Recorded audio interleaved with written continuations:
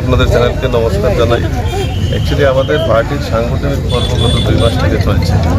আমাদের বুথ পর্যায়ে জেলা স্তরে সেটা আমাদের প্রতি 3 বছর অন্তর সাংগঠনিক একটা সাংগঠনিকভাবে একটা পরিবর্তন হয়। তো এটা পার্টির সাংগঠনিক নিয়মগতভাবে আজকে আমাদের জেলা ত্রিপুরা রাজ্যের 10টা জেলার 10 জন সভাপতির নাম ঘোষণা করা হয়েছে। তো আমাকে উত্তর ত্রিপুরার জেলা সভাপতি হিসেবে পুনরায় নিয়োগ করা হয়েছে।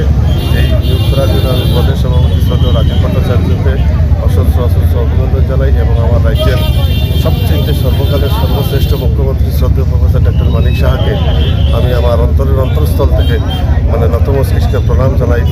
ওনারা যে আমাকে দায়িত্ব দিয়েছেন সেই দায়িত্ব যাতে আমি আম জনতাকে নিয়ে অর্থাৎ ভারতীয় জনতা পার্টির দেবতুল্য কার্যকর্তাদের একদম সমসুখকে বিবেচনা করে আগামী দিন আমাদের সংগঠনকে শক্তিশালী করতে পারি এবং 2028 সালে এই ত্রিপুরা রাজ্যে যে বিধানসভা নির্বাচন হবে সেই নির্বাচনে উত্তর ত্রিপুরায় একটা সাংগঠনিক শক্তি প্রদর্শনের মাধ্যমে আমরা প্রত্যেকটা বিধানসভায় আমরা আমাদের প্রতিনিধিকে পবিত্র ত্রিপুরা বিধানসভায় প্রেরণ করতে পারি। এটাই আমার মূল সংকল্প থাকবে এবং আমার রাজ্যের মুখ্যমন্ত্রীকে অনুসরণ করে, আমার রাজ্য প্রদেশ সভাপতিকে অনুসরণ করে, আমাদের প্রাক্তন মুখ্যমন্ত্রী শ্রদ্ধেয় বিপ্লব দেবকে অনুসরণ করে আমরা যাতে কাজ করে যেতে পারি, এটাই আমাদের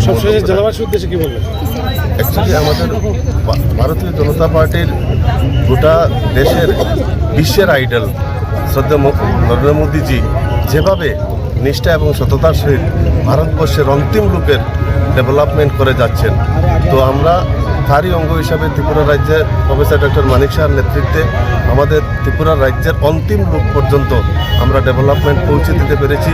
এতে মানুষ অত্যন্ত খুশি। আগামী দিন মানুষ আমাদের পাশে থাকবে এবং আমরাও মানুষের পাশে থেকে মানুষের সুখ দুঃখে আমরা মানুষকে নিয়ে চলার চেষ্টা করব। অর্থাৎ উত্তর ত্রিপুরার সকল অংশের জনসাধারণ, রাষ্ট্রপ্রেমিক জনসাধারণের কাছে সবাই অনুরোধ থাকবে যাতে আমরা ভারত